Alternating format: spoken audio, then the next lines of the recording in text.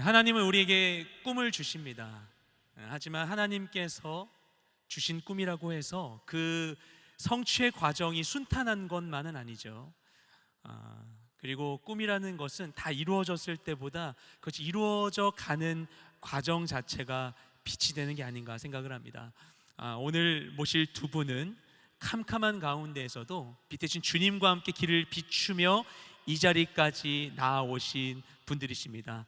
사랑과 기적을 노래하는 성악가 최원희, 홍혜란 부부를 모시겠습니다. 큰 박수로 맞이하도록 하겠습니다.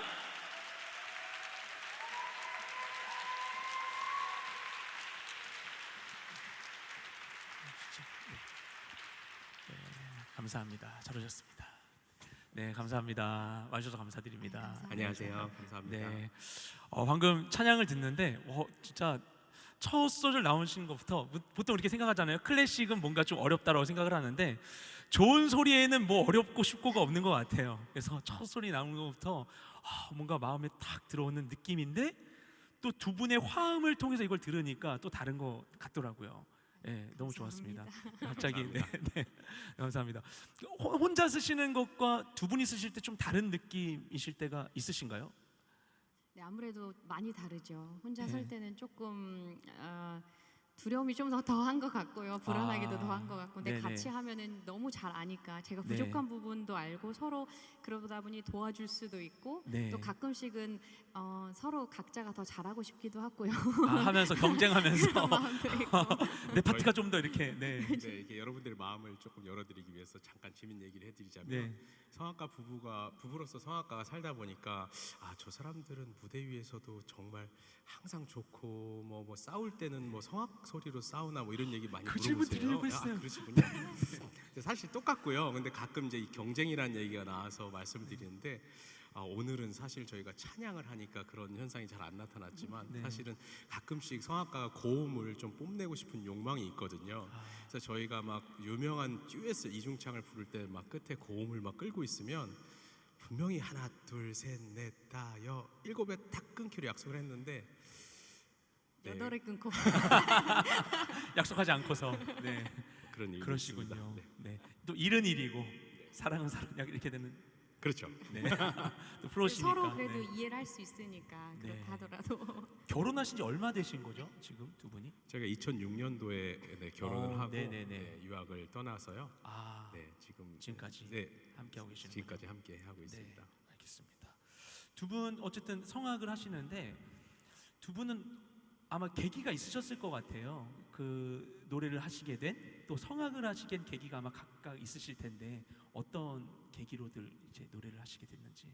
저는 일단 저기 강원도 정선이라는 곳에서 굉장히 시골에서 네. 정말 시골에서 태어났어요. 네네. 그래서 근데 거기에서 뭐 정말 할 게 없잖아요. 할 게 없는데 마음에 들어왔던 게 노래가 굉장히 어렸을 때부터 좋더라고요. 그리고 네네. 부모님께서 굉장히 엄하셨는데 이렇게 제가 어디 가서 말 많이 해도 혼나고 많이 웃어도 혼나고 얌전하지 못하다고 혼나고 네. 이렇게 굉장히 엄하셨어요. 그런데 노래를 할 때만은 아무 말씀 안 하셨어요. 노래로 제가 저의 거를 다 표현했었던 것 같아요. 어려운데도 불구하고 좀 노래를 하면은 제가 뭔가 해소가 되는 것 같고 근데 부모님께서 혼내지 않으시더라고요. 그래서 이 길이 나의 살 길인가? 그때부터 생각을 하면서 사실 어렸을 때부터 조금 나는 노래를 하고 살아야겠구나 하고 결정을 했던 것 같아요. 그 길을 쭉 오시다 보니까 성악가까지. 예. 그러셨군요. 근데 저는 사실은 뭐 어려서부터 노래하는 걸 굉장히 좋아하긴 했는데요. 제가 노래를 하면서 사는 사람이 되겠다라고 결심을 한 거는 고등학교 때 일이었는데요. 네. 고등학교를 제가 인문계 고등학교를 다니고 있었는데 아카펠라 그룹 이제 동아리 활동이 있었어요. 네네네. 이제 거기에 제가 오디션을 봐서 뽑혀서 8명의 저희 친구들이 매일 하루도 안 빠지고 1학년 입학해서부터 졸업할 때까지 점심시간마다 모여서 저희가 밥을 빨리 먹고 모여서 이제 서로 사람의 목소리로 아카펠라 화음을 만들면서 네. 이제 이런 활동을 했는데요. 네. 제가 이 하나님이 주신 사람의 목소리가 만드는 그 화음 또 그것이 갖고 있는 그 힘에 제가 매료가 되어서 어느 날 갑자기 이제 노래를 하는 사람이 되고 싶다는 생각이 들었습니다. 그래서 그러셨군요. 네. 좀 늦게 시작하셨네요, 입시를. 그렇죠. 예. 네. 근데 아무리 그래도 어쨌든 지금은 두 분이 사실 굉장히 이제 유명한 성악가로 좀 활동을 하고 계시는데 그 처음부터 이렇게 될 거라고 생각하고 시작하진 않았을 거 아니에요. 전혀 예, 아니죠. 뭐 입시 과정 이런 게 또 쉽진 않으셨을 텐데 힘들지는 않으셨어요. 이렇게 지금까지 걸어오신 가운데에서 특히 좀 성악 준비하고 할 때. 성악 준비하고 할 때는 사실 아까 말씀을 드렸잖아요. 부모님께서 엄하기도 하셨고 네. 시골이기도 했고 성악을 배우기가 굉장히 힘든 상황이고 근데 그러다가 어릴 때는 거기서 태어났지만 대전으로 이사를 왔어요. 네, 네. 근데 대전으로 이사를 왔는데도 저는 성악을 계속 하고 싶고 노래를 하고 싶고 배우고 싶고 해서 부모님께 말씀드렸더니 자 그러면 너가 정말 성악에 재능이 있는지 부모님이 보시기에는 재능이 없다고 생각을 하셨나 봐요. 네. 그래서 그러면 정말 성악가에게 찾아가서 우리가 한번 물어보자. 네. 여기 몇 분을 찾아갔어요. 근데 다 이 아이는 성악을 못합니다라고 이야기를 하셨어요. 그래요? 네. 저 생각지 못한 결론이네요. 못한다고 하셨어요. 정말 너무 큰 충격을 받고 이유는 했지만 뭐예요? 이유는 일단은 너무 몸이 성악을 하기에는 큰 소리를 내기에는 왜소하고 성격도 너무 뭐 조용한 편이고 성악이랑은 맞지 않다, 보이지 않는다 이렇게 네. 말씀을 하셨었어요. 그런데도 중요한 거는 저 같은 경우는 뭐 제가 워낙에 재능이 많아서 이 성악을 시작하겠다고 한 게 아니고 어떻게 보면 하나님께서 이끄심이었을 텐데 너무 좋았어요. 그냥 네네. 그래서 이런 생각을 했던 것 같아요. 나중에 내가 나이가 들어서 유명해지지 못해도 그냥 방에 혼자 피아노 치고 노래하면서 그런 사람이 돼도 그냥 행복하지 않을까, 노래하는 사람이라고 말할 수 있지 않을까 하면서 노래를 계속 이제 해야겠다. 그래도 생각이 그 들어요. 엄한 부모님을 설득하셨네요. 어떻게 그렇죠. 그래도 이제 자식은 못 이긴다고. 그러셨구나. 너무 감사하네요. 생각해 보면. 네. 최원 형제님은 또 늦게 시작하신 거잖아요. 또 입시. 네, 맞습니다. 예. 근데 제가 갑자기 고등학교 2학년 때 이제 성악을 시작한다고 하니까 사실 저희 집안에서도 이제 난리가 났죠. 왜냐하면 뭐 저희 집안에 음악을 하는 이 백그라운드가 있는 또 조상님이 계신 것도 아니고 그래서 이제 보통은 이렇게 모르는 분야에 대한 사람의 두려움이 있잖아요. 네네. 근데 이제 아무래도 저희 부모님도 그러셨던 것 같고 또 저희 조부모님도 그러셨던 것 같아요. 네네네. 그래서 또 제가 장손이어서 뭐 지금은 또 한국의 분위기가 조금 이렇게 많이 열렸지만 그래도 한 20년 전 뭐 이때만 해도 좀 굉장히 이런 유교적인 사상 또 이런 것들이 많이 있었잖아요. 그래서 저희가 힘든 여러 가지 전쟁이라든지 이런 여러 가지 과정을 겪고 이렇게 성장을 하는 과정이었기 때문에 그 장손으로서 사실 예체능을 한다는 거에 대한 굉장한 반대가 저희 이제 그러셨구나. 있었어요. 근데 네. 제가 이제 그때 과감하게 했던 말 중에 노래가 너무 좋아서 제가 부모님한테 노래하고 사는 것이 나에게 주어진 삶인 것 같다. 부모님과 또 이제 그때 할아버지하고 직접 대면을 하지 않았지만 이렇게 반대를 하실 때는 그만한 이유가 있겠지만 그렇게 바라봐 주시는 삶의 모습에서 잘 사는 모습을 제가 원하는 게 아니라 저는 제가 주어진 노래하는 사람으로서 살다가 돈을 한 푼도 벌지 않아도 좋으니 노래하면서 살다가 죽겠습니다. 그렇게 네. 말씀하셨어요. 제가 그런 말을 했던 것 같습니다. 그래서 이제 그날 이후로부터 네. 이제 부모님이 얘가 그냥 장난이 아닌가 보다. 그래서 네, 이제 네. 노래를 하기 시작했습니다. 두 분의 강한 이 비전과 의지로 부모님을 설득하여서 이 자리까지 오신. 네.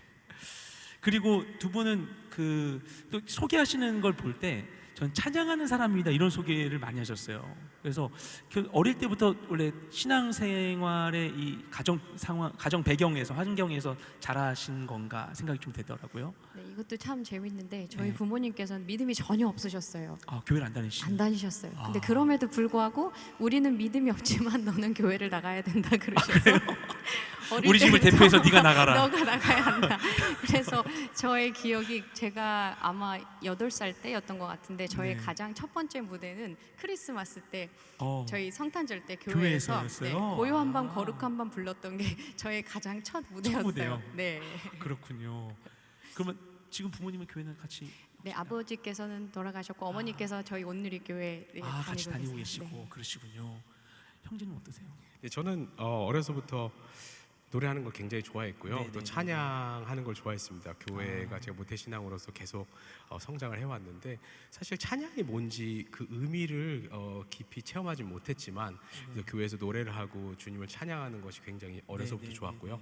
또 성가대와 또 찬양팀 뭐 이런 것들을 계속하면서 네, 네. 제가 아무래도 이제 물론 고등학교 때 노래를 해야 되겠다는 마음을 먹게 되었지만 네. 어려서부터 그렇게 음악적으로 제가 성장을 할 수 있는 가장 큰 곳이 교회가 아니었나 그러셨군요. 이런 생각이 듭니다. 그런 배경 속에서 네. 두 분이 잘하시고 노래를 하시고 하시다가 그랬던 두 분이 대학교에서 만나시죠. 네, 예. 대학교 1학년 때. 한국예술종합학교에서 두 분이 같은 학년이셨던 거였어요? 네. 동갑이세요?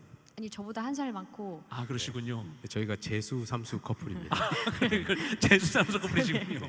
그래서 거기서 같은 학년으로 만나시고서 아까 근데 말씀하시는 중에 보니까 그리고서 결혼 제가 문의를 드렸을 때 그러면서 유학 준비하면서 결혼을 하셨다라고 말씀을 하셨어요. 그러면 그렇게 하시고 졸업하시고서 유학을 하신 건데 이게 앞뒤 순서가 어떻게 되는지 모르겠는데 결혼한 다음에 유학 가자인 건지 유학을 가자고 하다가 결혼하신 건지 이게 스토리가 어떻게 되시는 거예요? 그 부분이? 예. 이게 좀 따지고 들면 저한테 불리한 부분이 많이 있어서 네네. 제가 말씀을 좀 드리기가 그렇지만 네. 그러니까 사실은 저희가 좀 심각하게 교제를 하고 있었고요. 네네. 제가 음악이라는 걸 하면서 또 우리나라에서 최고의 음악 학교에서 저희가 4년이라는 시간을 또 연애도 했지만 네. 또 서로의 꿈을 지지해주면서 네네. 이렇게 가다 보니까 네. 이제 저희가 또 서양 음악을 공부하기 위해서는 어디론가 좀 떠나야 되겠다는 생각이 저희가 네. 했고요. 네. 예, 근데 또 부모님께서는 또 다 반대를 하셨죠. 네. 또 반대. 너희 또 반대를 네. 하셨어. 네. 너희 결혼하기엔 너무 이르다. 너희들 유학을 다녀와서 한번 생각을 해보는 게 어떻겠냐. 네. 다들 그러셨는데 네. 예, 저희는 또 확고했던 것 같아요. 또 그러시구나. 같이 가서 또 해야 돼. 그게 또 뜻이라는 게 좀 느껴졌고 또 유학지를 선정하는 데 있어서도 네. 처음에는 원래 이태리를 성악하면 성악의 고장 이태리지 해서 네. 이태리로 가고자 해서 공부도 막 하다가 근데 갑자기 또 바꿔줘서 독일로 하다가 근데 마지막에는 네. 저희가 미국으로 유학을 떠나게 되는데 그때 남편이 사실은 한 1년 반 동안 목소리를 잃었었어요. 네. 성대 결절이 너무 심하게 와서 학교 다닐 때 1년 반 동안을 노래를 못하는 상황이 있었는데 네네네네. 근데 감사하게도 그때 하나님과 굉장히 많이 가까워졌어요. 네네. 가까워질 수밖에 없는 상황이었고 그래서 네네. 매일 새벽 예배를 나가면서 기도하고 하면서 어느 날 굉장히 진지하게 저에게 정말 하나님께서 말씀하시는 것 같다. 우리는 둘이 같이 미국으로 가야만 한다. 이렇게 이야기를 하더라고요. 그래서 네. 저도 거기에 순종을 했고 그래서 같이 졸업하고 이제 결혼을 하고 바로 유학을 떠날 수 있었어요. 그러셨군요. 그 아까 방금 얘기하셨던 성대 결절 상황. 네.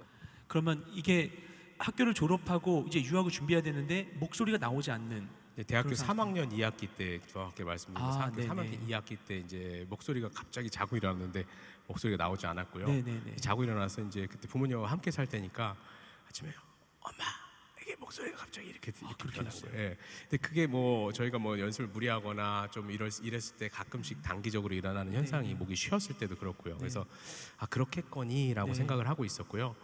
근데 그게 한 5일 정도, 보통 한 3일 정도 쉬면 목소리가 어느 정도 돌아와야 되는데 사실 이게 계속 전혀 돌아올 생각을 안 해서 이제 그게 시간이 1주, 2주, 3주, 4주 이렇게 되다가 보니까 이제부터 좀 심각한가 보다. 그래서 우리나라에서 좀 유명하다고 하시는 이비인후과 의사 선생님들을 다 찾아가서 네네. 뭐 대학병원까지 해서 뭐 검사도 다 해봤는데 사실은 이 성대가 굉장히 작은 이 두 개의 네네. 성대가 이렇게 부딪히면서 소리가 나는 건데요. 네. 그 한쪽에 아주 조그만 물집만 생겨도 목소리가 쉰 소리가 납니다. 그리고 네. 또 근데 거기에 물집과 그다음에 이 굳은 살이 동시에 생겨서 1년 반 동안 이게 목소리를 잃었었고요. 그래서 학교에서도 뭐 실기 시험도 보지 못했고 사실은 그 전 학기에 있었던 점수에 하나씩 계속 내려받으면서 이제 그때 굉장히 방황을 많이 했던 것 같아요. 네네네네. 내가 이제 지금까지 뭐 노래만 하면서 죽겠다 하고 여기 달려왔는데 막상 대학교 3학년 이제 심각하게 앞을 놓고 고민에 대한 시기에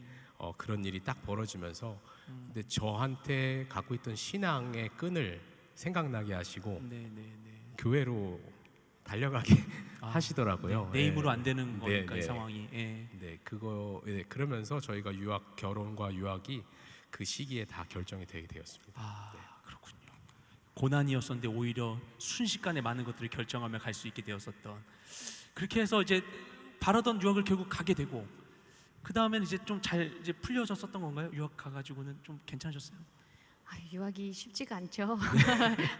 더군다나 저희가 하는 일은 어쨌든 이렇게 대중 앞에 서서 나타나야 되는 일이고 네, 하는 네, 일인데 이 언어의 장벽이 일단 네, 너무나도 네, 심했고 네, 이 또 성악이라는 것이 클래식이라는 것이 본고장이 저희가 아니다 보니까 거기에서 있는 인종 차별이라든지 그쵸. 알 수 없는 무시라든지 이런 것들도 많았었고 네.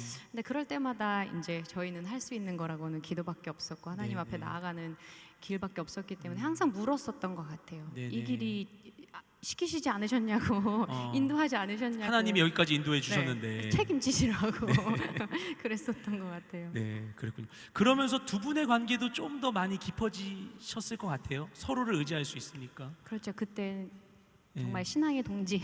예. 저희 부부가 되게 재밌는 게 하나 있었는데요. 유학 생활을 돌아보면 제가 결혼하고부터 이제 함께 뭐 아름다운 노래를 많이 하고 하니까 이제 많은 분들이 이 부부는 안 싸울 것 같다 뭐 이런 얘기도 하시고 사이가 항상 좋을 것 같다 이런 얘기 하세요. 근데 사실 이렇게 한 사람 한 사람이 홀로 이 성악의 길에서 세계적인 무대에서 활동하는 것 자체가 사실은 굉장히 어려운 일인데 이걸 부부가 함께 네. 하려는 꿈을 꿨으니 네, 네, 네. 사실은 그 꿈만큼 저희가 짊어져야 되는 그 여러 가지 그 무게 또 이겨내야 되는 여러 가지 그 장애물들의 그 굉장히 버거운 적이 많이 있는데요. 그 과정 속에서 조금 인간적으로 이 관계가 힘들고 어려울 때도 많이 있었습니다. 근데 그럴 때마다 이상하게 저희는 좀 굉장히 심하게 사이가 안 좋으면 그럴 때마다 새벽기도 아, 손잡고 가자. 네, 네, 네. 기도로 해결하셨던. 네, 근데 이상하게 교회를 가면 저희의 이 경험인데 교회 새벽 기도에 간다고 해서 당장 하나님이 아이고 너희 부부 이거 잘못했고 너 이거 잘못했으니까 앞으로 이게 아니고요.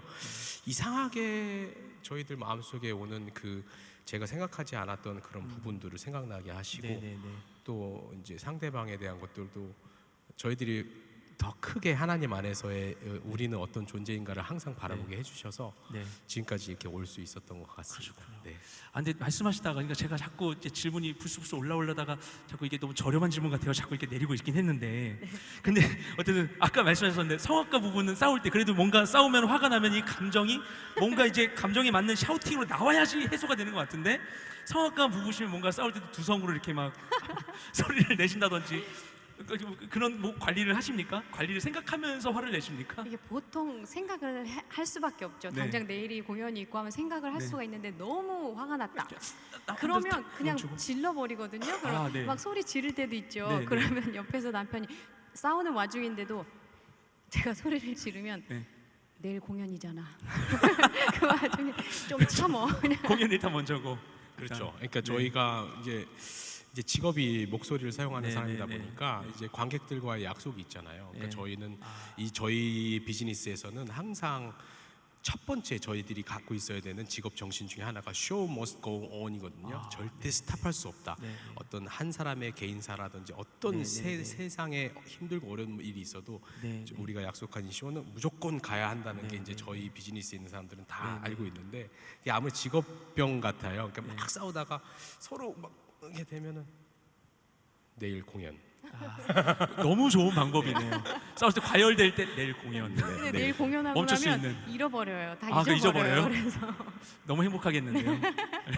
근데 이제 가끔 그게 좀 화병으로 도질 때도 있긴 있습니다. 네. 그 이후에 또 풀어야 되는. 그렇죠. 주님을 찾아야죠.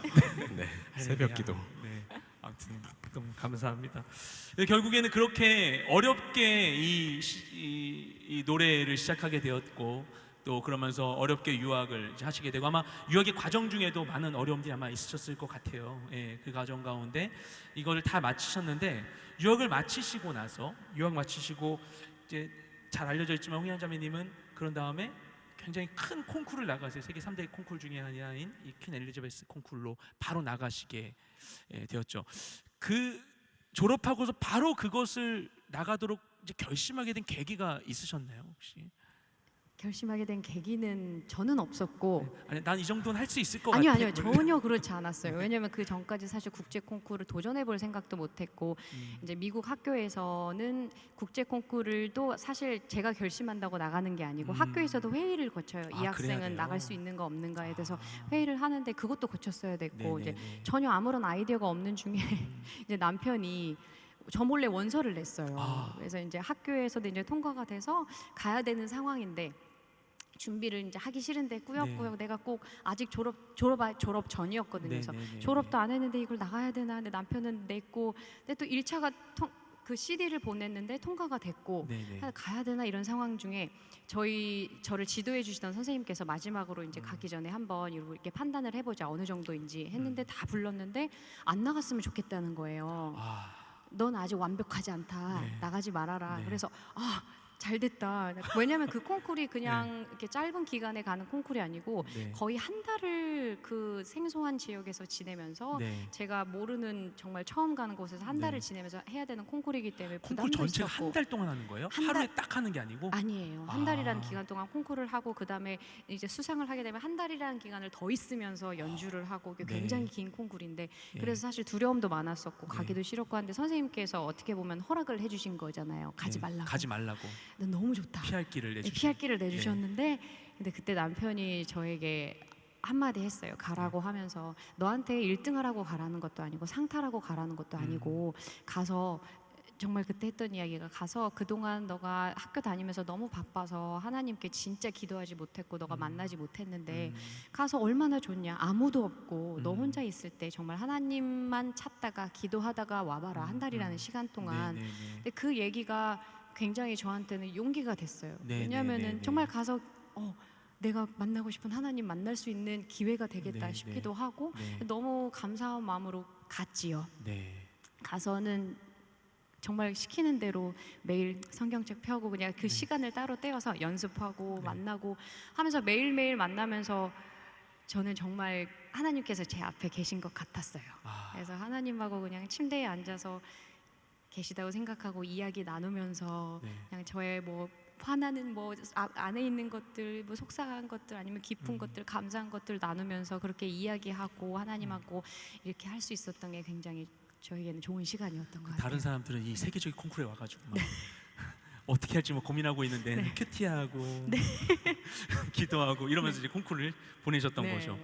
그랬는데도 너무 감사하게 콩쿨에서 그 예선을 통과하시고 처음에는 사실 전혀 생각을 못했어요. 1차만 통과가 돼도 너무 감사한 거다. 이 큰 콩쿨에서 처음 도전하는 콩쿨에서 그랬는데 점점 이제 말씀을 보면서 하는데 거기에서 나온 열왕기 하에 읽고 있었어요. 엘리사가 이제 아람 군대에 맞서서 싸우는 장면에서 제가 그동안 생각해보지 못했던 이렇게 말씀이 있었던 게 뭐냐면 저는 항상 기도할 때 너무 이렇게 두리뭉실하게 항상 하나님 뜻대로 해주세요. 제 뜻이 아니고 하나님 뜻대로 해주세요. 이렇게만 기도를 했던 것 같아요. 근데 거기서 엘리사의 기도를 보면 굉장히 구체적이고 하나님 지금 이 상황에서 이렇게 기도를 아람 군대가 지금 눈이 멀게 해주세요. 근데 하나님께서 즉시 눈이 멀게 해주시고 다시 이제 끝났으니까 다시 눈 뜨게 해주세요. 그럼 다시 눈 뜨게 해주시고 이렇게 즉각적인 기도를 그 응답을 받을 수 있다는 그 말씀을 구체적으로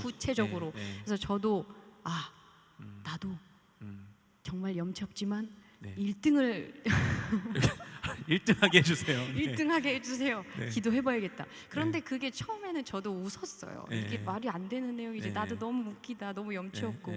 그런데 하루하루 그렇게 기도하는데 어느 순간 그게 저한테 믿음이 됐어요. 그래서 마지막에는 사실 그 벨기에라는 곳에 한국 분들이 이제 많이 사시잖아요. 이제 이렇게 만나고 이야기도 하고 하는데 저에게 그러시는 거예요. 잘하면 이제 순위가 6위까지 있거든요. 잘하면 6등 안에는 들 수 있겠네요. 왜냐면 그 전에 동양 사람이 상 탄 적이 없었기 때문에 그분들도 6등 안에 동양 사람이 6등 안에도 든 적이 없었던 거예요? 그렇죠. 그래요? 그래서 성악 성악 부분에서 그래서 잘하면 이번에는 6등 안에는 들 수도 있겠네요. 이런 이야기를 해주시는 거예요. 근데 그때 제가 했던 말이 저도 지금도 참 믿기지 않는데 아니요. 전 1등 주실 건데요. 이렇게 얘기를 했어요. 그래서 저도 무슨 용기로 그렇게 이야기를 했는지 모르겠는데 그때 정말 그렇게 하나님께서 그런 큰 믿음을 저한테 주셨던 것 같아요. 그래서 무대 위에서 다 끝나고 나와서 이제 여러 날 동안 본선을 치르거든요. 그래서 하루에 다 하는 게 아니고 다 끝날 때까지 기다리고 마지막에 이제 순위를 부르는 그 날이 됐어요. 그래서 저 준비를 하고 갔는데 그 콩쿠르는 참 희한하게도 6등부터 6위부터 이렇게 부르는 게 아니라 1위부터 1등부터 대상부터 호명을 하거든요. 근데 그 순간 밖에서 이제 호명을 다 준비하시고 카메라도 막 몇십 대 와서 막 저를 이제 그 1등을 찍으려고 하고 있고 하는 상황에 제 귀에 먼저 들려주셨어요. 먼저요? 정확하게 네. 그 콩쿠르에서 또 특이한 점이 네. 보통 해란, 홍 이렇게 호명을 할 텐데 네. 저희를 이제 존경해주는 의미에서 홍해란 이렇게 네네. 불러주거든요. 네네. 근데 홍해란이라는 호명이 하기 전에 제 귀에 먼저 어. 홍해란이라는 이름을 들려주셨어요. 그래서 어. 사실 그 이름을 그 위원장님이 호명을 하셨을 때는 네. 제가 1등이라는 것 때문에 놀란 게 아니고 네. 그거를 먼저 들려주셨다는 사실 때문에 그게 너무 놀라서 아, 그러니까 그 앞에서 위원장님이 이번 1등은 홍해란 해야 되는데 네. 마이크에서 말하기도 전에 먼저 귀에 들렸어요. 홍해란 이렇게 얘기했다는 예. 거예요? 그래서 너무 자기를 사랑해가지고 이렇게 들리는. 그런 건가요?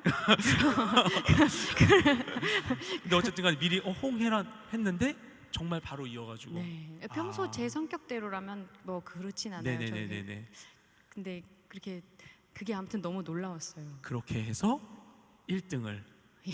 하시게 되는. 네, 근데 이 부분에서 제가 네. 아까 저는 사실은 이걸 보낸 사람이잖아요. 네네네네네. 이제 많은 분들이 그러세요. 이렇게 남편이 믿음이 좋아가지고 이렇게 와 이렇게 미리 또 주님의 또 길을 네. 근데 그게 아니고 네. 저희가 성장하는 과정에서 되게 재밌는 게요. 이렇게 신앙이라는 게 항상 그 사람이 막 충분히 막 충만해가지고 이렇게만 흘러가는 게 아니라 내가 되지 않는 것들을 상대방의 모습에서 이렇게 권면하고 또 서로 이렇게 커가는 과정이 있는데 사실 그게 그거 중에 하나였어요. 네. 하나님을 만나고 네가 오면 음. 뭐라도 되지 않겠느냐. 아. 이게 이제 저의 네. 이제 신앙인으로서 네. 그렇게 했는데 갑자기 한 3주 차부터 전화를 이제 가끔씩 하면 네. 오빠 나 1등해. 그 큐티 말씀을 본 이후부터 예, 그 엘리사의 기도를 본 1등한다 이후부터 해서 제가 예. 너무 실망을 갖고 예. 올까봐 아. 야, 겸손하자. 겸손하자. 1등 아닐 수도 있으니까. 근데 이제 여기는 이제 실시간으로 결승을 6일 동안 하는데요. 네. 4일 동안 하는데 제가 미국에서 계속 보고 있는데 네네네. 다른 사람들이 잘하는 사람 많은 거예요. 아. 근데 이제 그럼에도 불구하고 오빠 나 1등이야. 네. 그래서 이게 제가 간접적으로 내가 하나님을 만나고 와라라고 했지만 네. 진짜 하나님과 함께 했을 때 일어난 일들을 또 제가 멀리서 또 간접적으로 체험할 수 있었던 오히려 그렇게 될 수 있었군요. 네, 그런 시기였던 것 같습니다. 너무 두 분에게 너무나 귀한 시간이었네요. 각자에게 너무나 그렇죠. 귀한 시간이었네요. 네. 네. 그렇게 해서 굉장히 어떻게 보면은 동양인이 한 번도 우승해 보지 못했었던 상도 받지 못했던 콩쿠르에서 동양인 최초로 그것도 학교를 졸업하고 처음 나간 국제 콩쿠르에서 바로 화려하게 1위를 해버리고. 예. 그러면 그렇게 하고 나서 그 다음에 성악가로서 삶이 굉장히 탄탄대로로 꽃길로 쫙 열릴 것 같은데 그런 거죠. 저도 그럴 줄 알았는데 이게 아까 말씀드렸다시피 정말 재능이 없던 학생이잖아요. 예, 예전에 그렇게 얘기 들었었던 재능이 선생님께. 없었던 그런데 네. 이렇게 1등을 하고 나 보니까 갑자기 세계에서 주목하는 게 이렇게 재능이 타고난 성악가가 없는 거예요.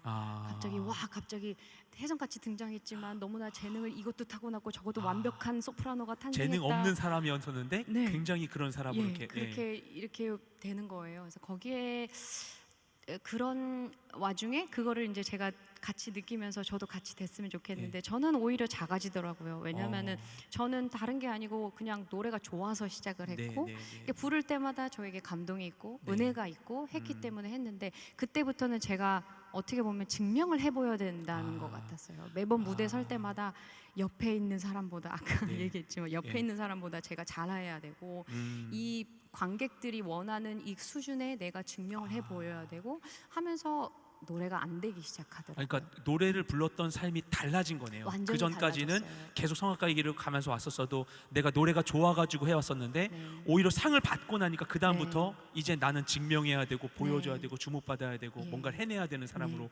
노래가 달라지게 되었던. 네. 근데 그것이 영향을 주게 되었고 그게 굉장히 노래가 안 된다는 건 어떤 의미로 들으면 될까요? 저는 어쨌든 노래 부르는 사람이 무대 위에서 네.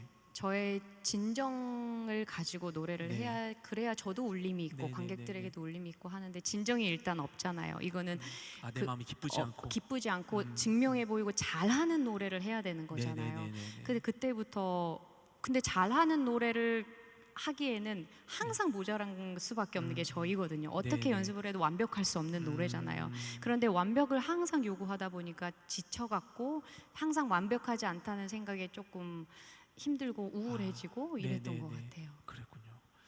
그러다가 그 시간을 혹시 그러면 지금 이겨내신 걸 텐데 네. 그 시간으로부터 벗어나게 된 어떤 사건이나 계기들이 혹시 그렇게 힘든 시간 속에 더 힘들었던 거는 이제 미국에서 오페라 공연을 하고 있었어요. 근데 네네네. 마지막 날 공연이 딱 마쳤는데 한국에서 전화가 왔어요. 네네네. 아버지께서 갑자기 쓰러지셨다. 근데 굉장히 건강하셨는데 갑자기 네. 쓰러지셨다 그래가지고 이제 비행기를 바로 타고 한국으로 왔죠. 네. 근데 중환자실에 계시더라고요. 네. 이제 심근경색으로 쓰러지셨는데 네. 의식이 전혀 없으셔서 그렇게 중환자실에서 사실 한 10일 동안 계시다가 돌아가셨거든요. 다시 일어나지 못하시고. 일어나지 못하시고 아, 돌아가시면서 그때에 그냥 다 잃은 것 같았어요. 저는 왜냐하면 아버지랑 관계는 또 특별했고 아버지께서 너무 많이 사랑을 해주셨고 노래도 안 되는 저는 알잖아요. 만약 관객들은 몰랐을 수도 있지만 저는 내가 앞으로 노래를 하고 살 수 있을까 정도의 상황까지 왔는데 아버지께서 저의 가장 마음속에 버팀목이셨던 아버지께서 돌아가셨고 이런 상황이 되면서 그냥 다 무너져 내리더라고요. 거기다 아버지와 함께하지도 못했었고 네. 바쁜 일정을 보내다 네. 보니까 그동안 그렇죠. 아버지께 나중에 유명해지면 정말 유명한 소프라노가 되면은 그때 아버지께 어머니께 효도해야지 하면서 같이 했지 못했던 그 시간들이 생각나고 하면서 힘들었던 것 같아요. 그랬었군요.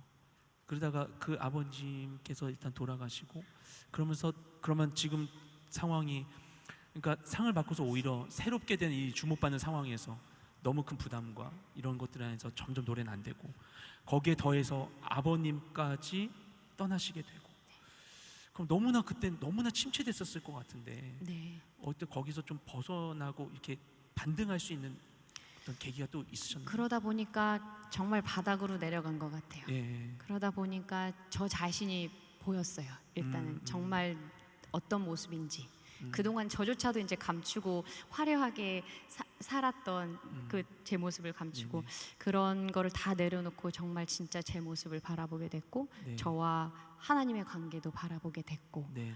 하면서 그러면서 조금씩 찾아갈 수 있었던 것 같아요. 이 세상에서 정말 내가 원하는 게 무엇이었고 네. 또 하나님께서 저를 태어나게 하신 이유가 무엇이고 지금 원하시는 게 무엇인지에 대해서 정말 깊게 생각할 수 있는 어떻게 보면 기회였던 것 같아요. 저는. 그러셨군요.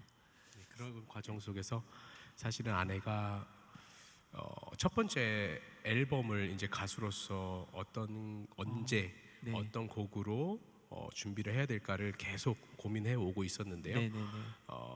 아버님을 생각하고 그 힘든 시간이지만 그 아버님이 마지막에 와이프에게 문자를 보내신 게 하나가 네, 네. 있는데 네.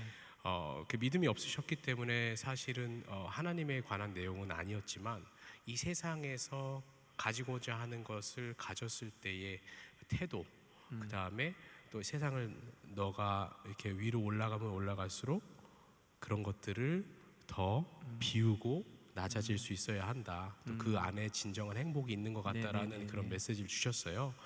그래서 와이프가 그러면 그 아버님을 생각하는 마음, 또 신앙인으로서 낮아진 시점에서 또 어떤 곡으로 또 그 상황을 또 노래할 수 있을까 고민하다가 사실 희망가라는 앨범을 한국 가곡 앨범을 내게 되었습니다. 네네. 그래서 그 희망가라는 아버님이 좋아하시는 곡인데요. 오늘 사실은 그 곡을 또 준비를 해왔는데 지금 한번 청해 들어도 될까요? 네. 희망가. 네, 네. 희망가. 잠시 박수로 곡을 청해 듣도록 하겠습니다.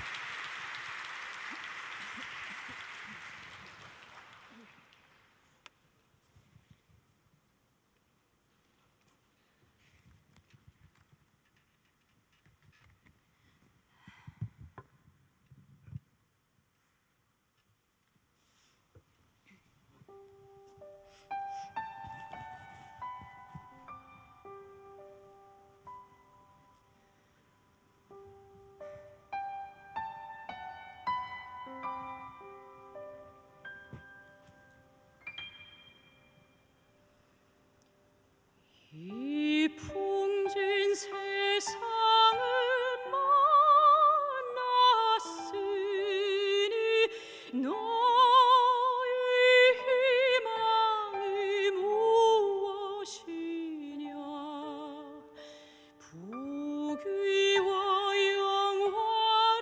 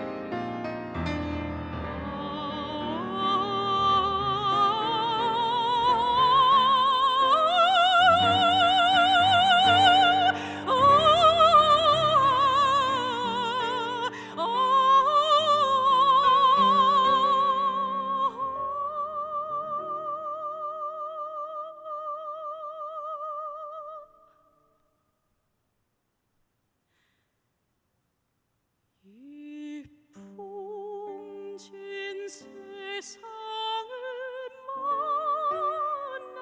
만났으니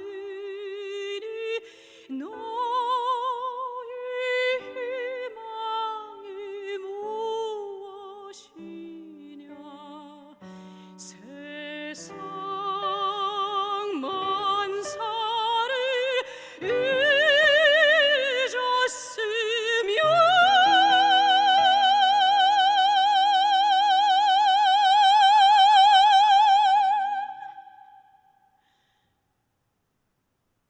희망이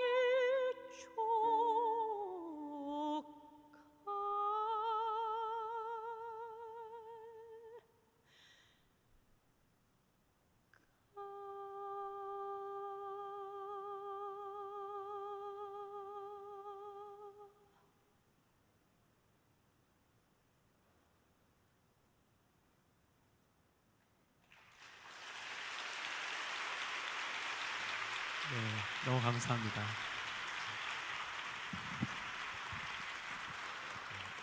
가사 가운데 세상 만사를 잊었으면 희망이 족할까? 참 이게 남네요. 그러니까 뭔가 세상 만사를 더 얻어야 희망이 채워지는 게 아니라 오히려 비우고 내려놓을 때 그때 더욱더 희망이 만족되는 게 아닌가, 이런 내용 같아요. 약간 가사가 뭔가 성경의 전도서 같기도 하고, 네, 굉장히 은혜가 되는 그런 노래입니다. 이 노래를 부르실 때 아버님을 떠오르시고 하세요? 네. 예. 사실 아버님의. 앞부분에 이렇게 조금 클래식적인 창법은 아닐 수도 있는데 아버지께서 불러주셨던 그 음성을 생각하면서 최대한 아버님 불러주셨던 거예요, 흉내내보려고. 이게? 예, 네. 아, 그렇구나. 아버님 불러주셨던 노래를 기억하시고서 네. 그러시군요. 그게 첫 번째 앨범에 있는 가곡으로. 네, 너무 귀한 고백인 것 같습니다. 이런 스토리로 함께 들으니까 또 의미가 또 다르네요. 아버님이 남겨주셨던 그 아버님의 메시지를 계속 간직하면서 노래를 부르시는 그런 생각이 들어요. 네, 감사합니다. 그리고 또 이후에 어쨌든 이 귀한 영적인 후원자이신 남편 최현희 형제님도 결국엔 세계 최고의 오더 꿈꾸는 꿈의 무대인 뉴욕 메트로폴리탄 오페라 하우스에서 유명한 오페라죠 라트라비아타 주연을 맡으시게 됐다고 들었어요. 네, 맞습니다. 네. 그래서 굉장히 그 축배 노래 유명한. 근데 듣기에는 그때 부르시는 그 곡을 수화기 너머로 들으셨다라는. 네, 왜냐하면 저희가 뉴욕에서 공부를 했거든요. 그래서 예. 뉴욕에 또 와이프가 다녔던 학교가 줄리아드고 네. 또 줄리아드 음대 같은 경우에는 이 링컨 센터하고 바로 붙어 있어요. 네. 바로 옆에 메트로폴리탄 오페라가 가장 가까운 극장이었는데요. 네. 저희가 유학을 가자마자 했던 일이 네. 메트로폴리탄 오페라에 딱 가서 공항에서 바로. 공항에서 네. 바로 처음 저희- 유학 갔을 때, 네. 처음 그렇죠. 갔을 때, 네. 그 오페라단 때문에 저희가 유학을 갔습니다. 성지순례 하듯이. 네, 그렇죠. 가서 공연을 영어도 못할 때였거든요. 네. 그래서 이제 공연을 보고 싶다 운명의 힘이라는 오페라를 하고 음. 있었는데 그랬더니 저한테 뭐 이상하게 보더니 막 이렇게 한 손을 막 가리면서 예. 괜찮아, it's okay 막 이러는 거예요. 그래서 예. 저희들이 오케이 그래서 예. 표를 딱 싸서 싸길래 가서 봤더니 진짜로 무대가 이렇게 보이는 거예요. 이렇게. 무대 다 보이지 않는지. 네, 지금 이제 고급 용어를 알게 됐죠. 파셜 뷰라고. 그래서 네, 네. 부분적으로만 보이는 자리인데 네, 괜찮냐. 네. 근데 저희는 너무 행복했어요. 그게. 근데 이제 그런데도. 그러면서 저희가 첫날에 했던 거는 이제 쉬는 시간이 되면 네. 남들 몰래 저 기둥으로 가가지고 네. 기둥을 붙들고 이렇게 저희 둘이 이렇게 손을 얹고 이곳이 저희가 노래할 곳입니까, 주님? 그러니까 그 뭐지? 그 공연 중간에 쉬는 시간 때 네네네네. 그때 기둥 붙들고서 그래서 좀 확신합니다. 이러면서 네. 했는데 이제 와이프가 이제 퀸 엘리자베스 콩쿠르 우승하고 나서 바로 그해 이미 전부터 캐스팅이 되어 있어서 이제 그곳에서 한 6년 정도의 그렇게 기도했던 바로 그곳에서, 네, 그곳에서 이렇게 봤던 곳에서 네, 네. 일을 하고 있었고 저는 네. 이제 간접적으로 경험을 하다가 예. 그 2019년도 이제 저희 코로나가 시작하기 바로 전이었는데요. 제가 이제 그 무대에서 알프레도의 남자 주인공 역할로 공연을 네. 하게 되었습니다. 그래서 너무 기쁜 소식이어서 이제 사실은 부모님한테도 소식을 전해야 되지만 사실 이 꿈을 저하고 계속 같이 네네네네네. 꾸고든지 저희 와이프한테 가장 먼저 전화를 했어요. 한국에 있었거든요. 네. 그래서 제가 당장 달려갔어야 되는데 네. 그때 사실은 제가 뱃속에 이제 저희 아기가 있을 그랬군요. 때였어요. 그래서 갈수 비행기를 없는 탈 수가 상황이었군요. 없어서 네네네네. 갈 수가 없어서 공연 시간대 맞춰서 같이 해야 되고 네. 듣고 싶고 해서 전화기로 들려달라고 해서 계속 듣고 그래서 무대 있었어요. 한쪽에다가 전화기를 네, 켜놓고서 네. 갖다 놔. 국제전화 엄청 들었겠는데요? 아니 이제 요새는 인터넷 인터넷으로 네. 아, 네, 그렇죠. 그래가지고 네, 인터넷으로 전화하면서 네, 너무 드라마 같은 이야기인 것 같습니다. 예, 그 꿈의 무대 서게 되고 전화기 너머로 들으면서 네, 1박 딱 끝나 보면 어때 괜찮아 막 이렇게. 그렇군요. 너무 은혜롭네요. 그리고 아까 전에 말씀하시는데 그렇게 기둥 붙들고서 여기서 공연하게 해주세요 했는데 정말 서게 됐다는데 약간 소름이 돋더라고요. 그러니까 네. 그게 신앙생활의 참 묘미인 것 같습니다. 네, 사실은 저희가 이 전도 집회에서 네, 이렇게 찬양을 하고 저희들의 네. 삶을 나누자는 제가 제의를 받았을 때 사실은 와이프가 제가 해외에 있는 동안 이거 한다고 벌써 이야기를 수락을 하고 저한테 통보를 했거든요. 네네네. 오빠 우리 이거 해. 그래서 제가 신앙적인 상태가 좀 안 좋았는데 요새 갑자기 교회에 딱 예배를 보러 왔어요. 저 2층 자리에 이제 저희 네네네. 아이가 그 유아부를 다니기 네네네. 때문에 유아부에 내려다 놓고 저 2층에 딱 주보를 들고 구석에 양재에서 예배드리고 계십니다. 그래서 이제 딱 주보를 탁 열었는데 갑자기 제 얼굴이 거기 있는 거예요.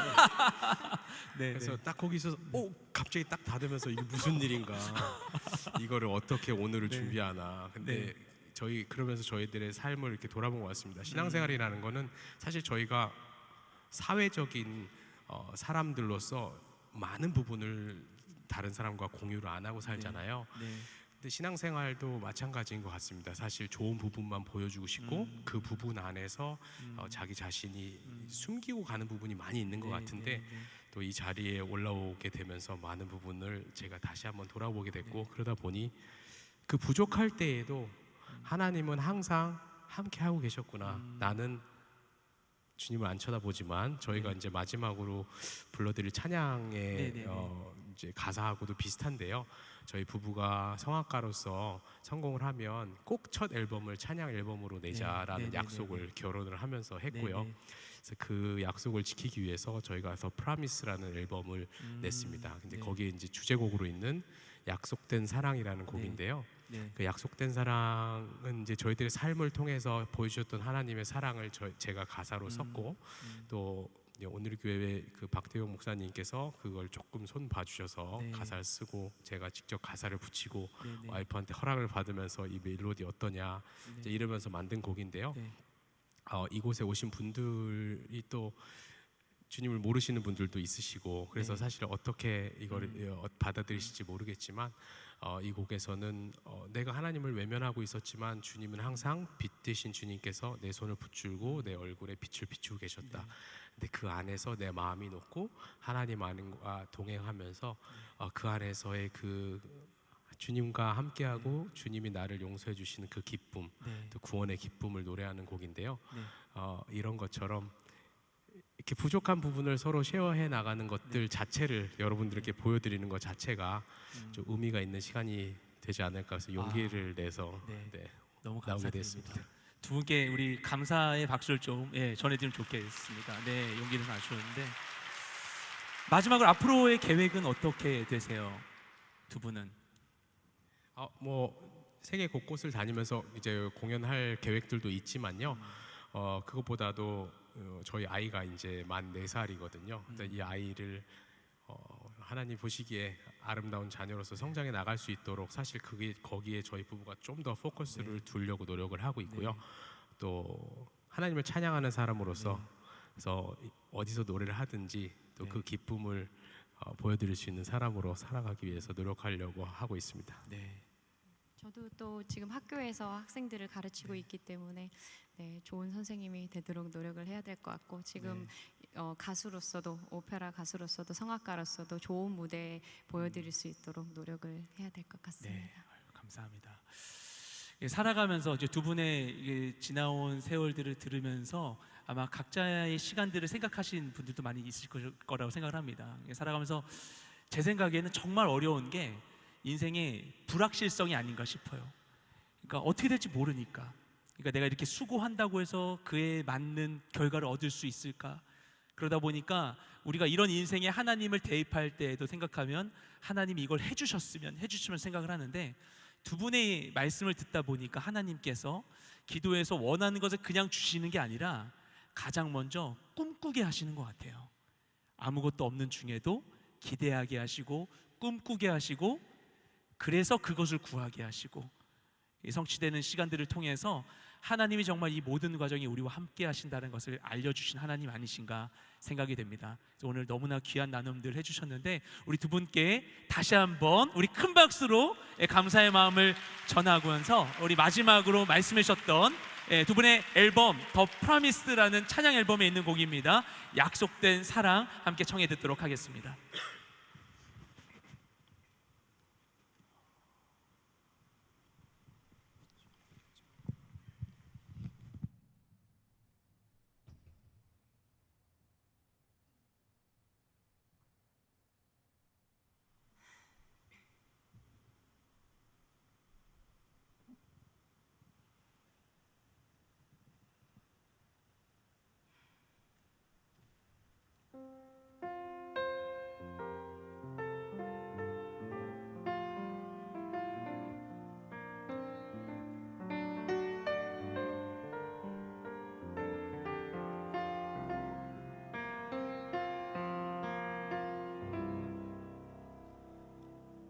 주 얼굴 바라보지 않는 나, 주 이름 부르지도 않는 나, 주의 손 의지하지 않는 나,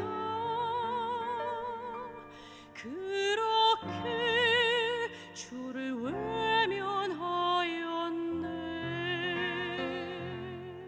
내 얼굴 빛을 비추시는 주,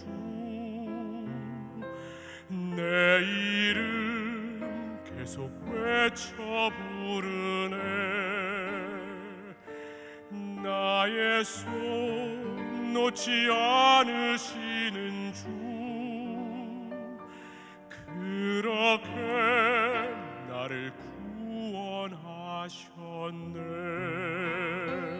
그 손길 나의 굳은 맘 녹이시고, 그 말씀 상한 내 영혼 고치시네. 약속된 사랑, 완전한 사랑, 내게 오신 그 사랑이 약속의 길로 날 이끄시니, 나 주의 손에 내 삶을 드리네.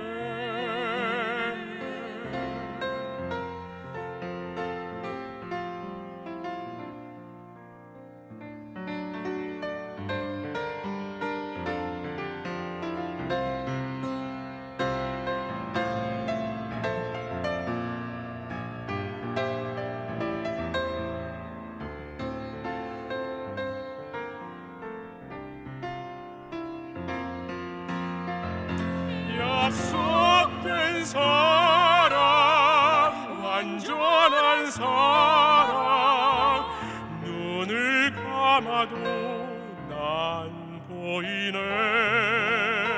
주 이름 부르리, 주의 손 잡으리, 주의 사랑 나 노래하리라. 약속된 사랑,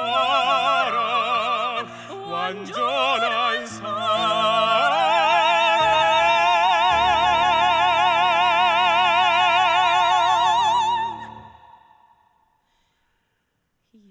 약속의 길 나 걸어가리라.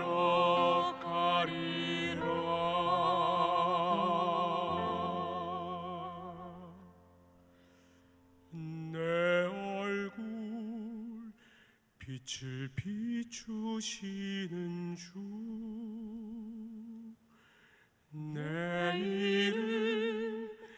계속 외쳐 부르네. 나의 손 놓지 않으시는 주, 그렇게 나를 구원하셨네.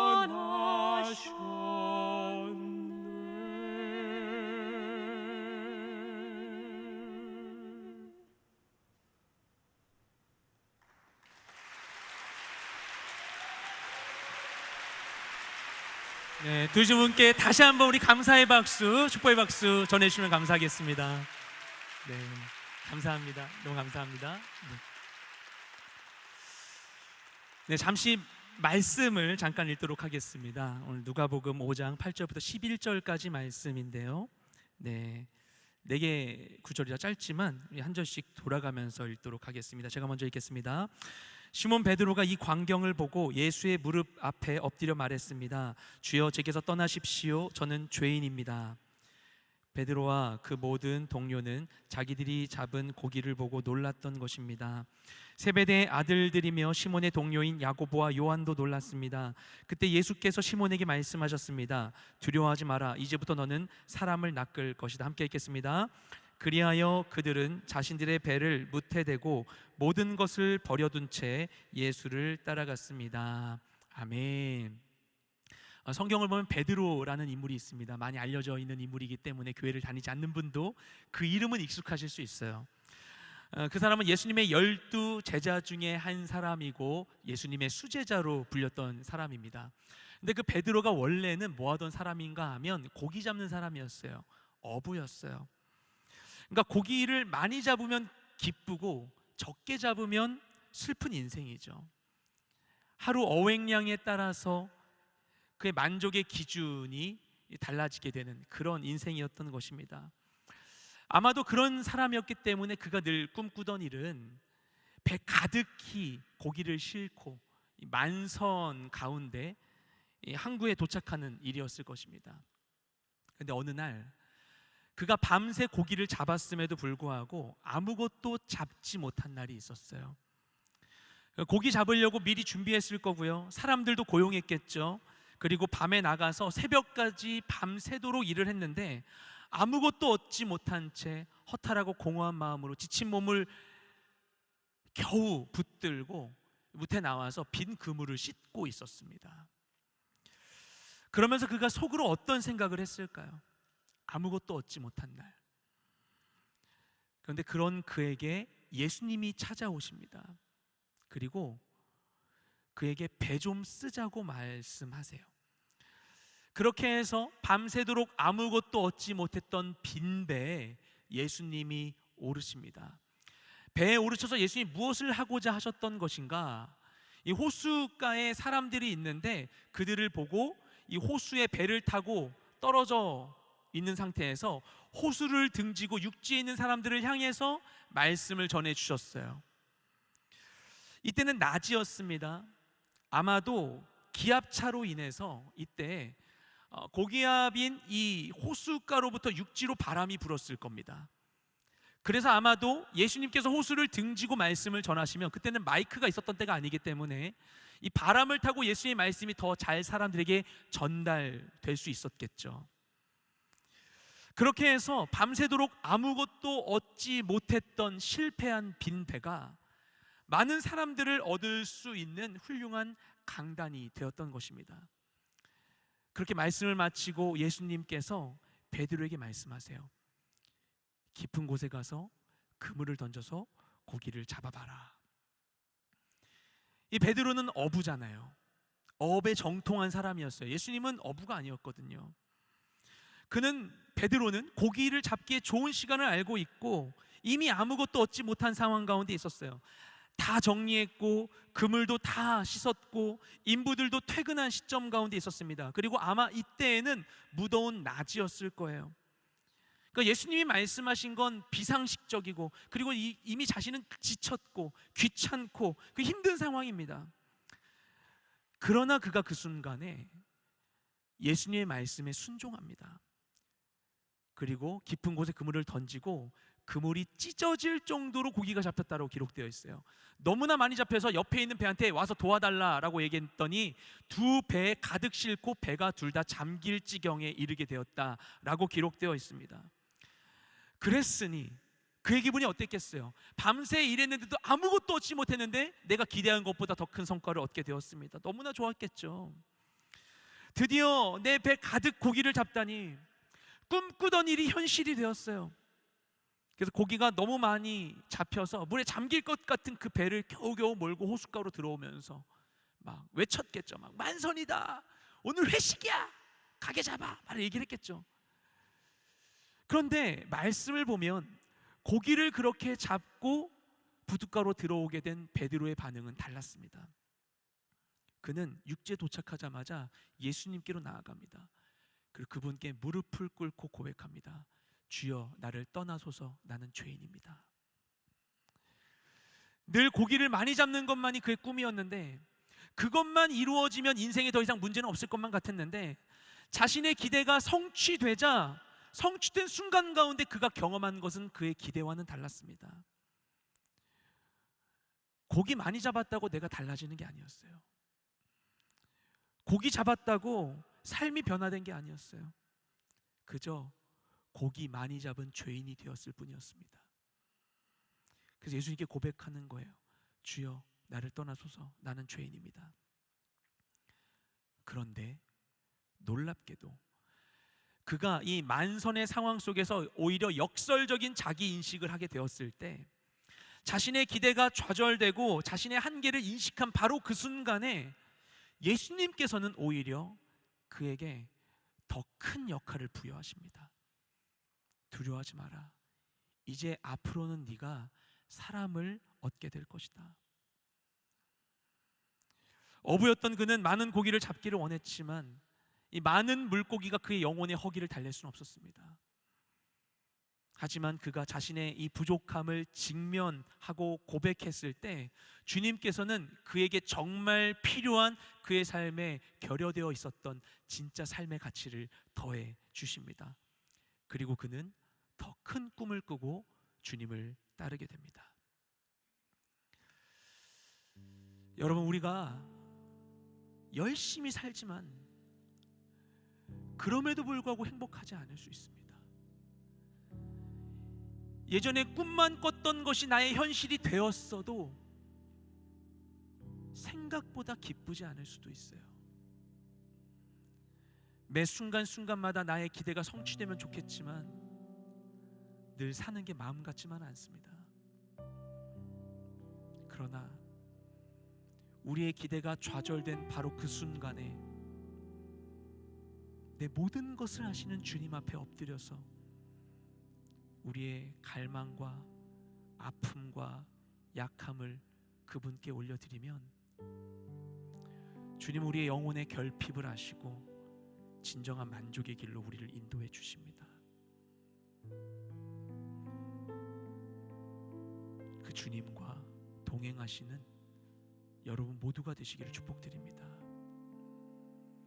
이 시간 잠깐 기도했으면 좋겠어요.